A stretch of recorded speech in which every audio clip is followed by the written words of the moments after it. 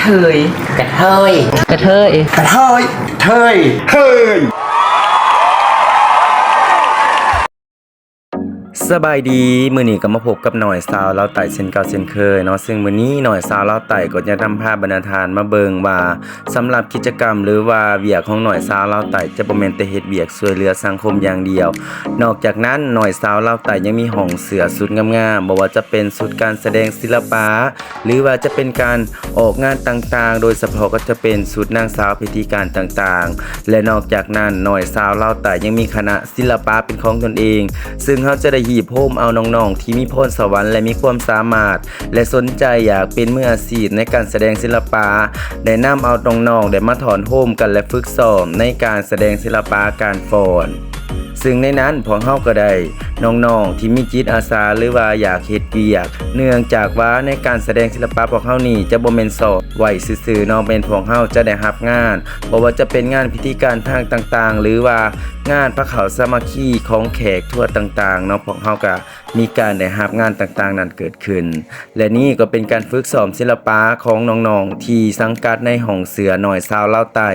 ซึ่งหน่อยสาวเล่าไต่ก็จะได้ฝึกซ้อมในเวลาว่างบ่ว่าจะเป็นวันเสาร์หรือว่าวันอาทิตย์และถ้าหากมีงานข่าวแม่นเฮาจะต้องได้นัดซ้อมกัน2 หา 3 ชั่วโมงเพื่อกาเกียมในการที่จะไปรับใส่ในงานการแสดงต่างๆและนี่เนาะก็เป็นทีมงานของเฮารวมทั้งหมดมันจะมีอยู่12คนและจะพาบรรณาทานมารับชมการฝึกซ้อมของเฮาในมื้อนี้ไปสายก่อน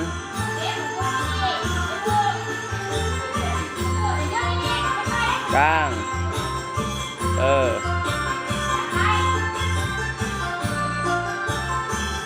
ไป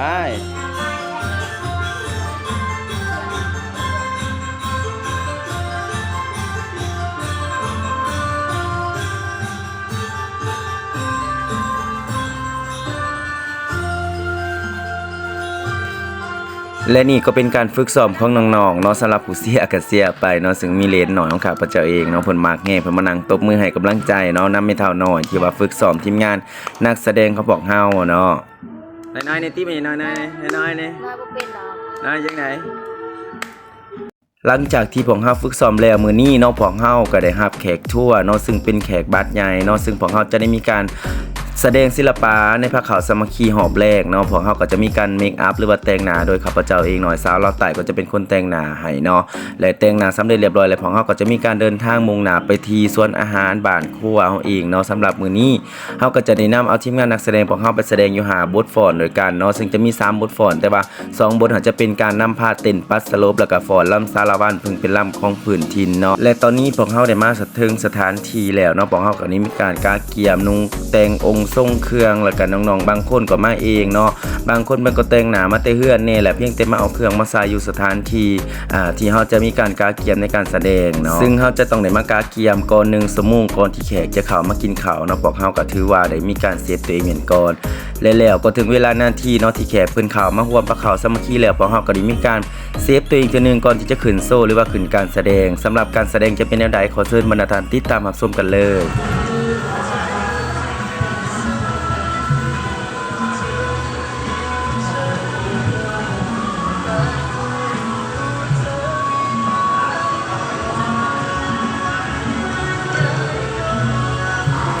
หลังจากบทที่1ไปแล้วเนาะซึ่งพวกเฮาก็ได้ลงมากาเกียมเพื่อจะแสดงไปบทที่2เนาะซึ่งมื้อนี้พวกเฮาจะมีฟ้อน3บทด้วยกันเนาะแต่ก็อาจจะมีการหมุนเวียนเนาะในการเปลี่ยนสูตรต่างๆแล้วก็เริ่มทั้งเพลงสุดท้ายแม่เฮาจะต้องได้ใส่สุดเพลงชนเผ่าเนาะซึ่งเป็นสุดชนเผ่าที่แขกอยากเห็นหลายที่สุดเนาะเนื่องจากว่าเพิ่นเห็นและเพิ่นมีความรู้สึกว่าประทับใจหลายของสุดชนเผ่าบ้านเฮา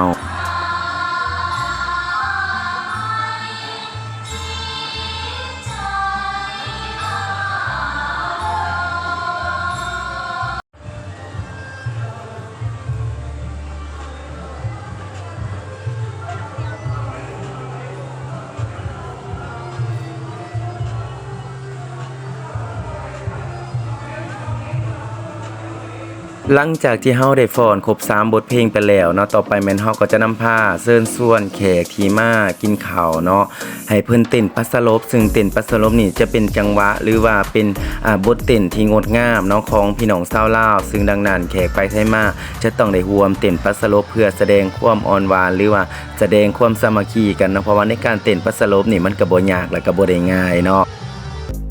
และนี่ก็เป็นรูปภาพการแสดงของทีมงานนักแสดงจากหองเสือน้อยสาวลาวใต้ที่พวกเขาได้เก็บภาพอันงามๆมาให้บรรณาทานได้ชมกันเนาะ